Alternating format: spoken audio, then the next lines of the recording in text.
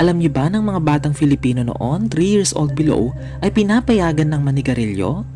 Ang katotohanan nito ay ang paninigarilyo noon 100 taon nang nakalipas ay hindi maituturing na isang bisyo, kundi isang paraan para makaiwas sa lamig ng panahon.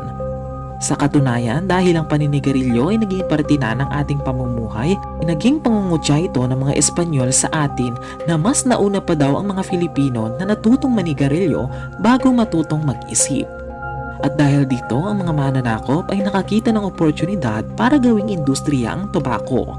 Dahilan kung bakit naitatag ang tinatawag na tobacco monopoly noong 18th century. Ang inaakalang makakatulong sa ekonomiya ng Pilipinas ay hindi naman naging matagumpay, bagkus ay nagsulong lamang ng korupsyon at kahirapan, dahilan ng pagbagsak nito noong 1881. Want more trivia and facts? Mag-subscribe lamang sa aming channel.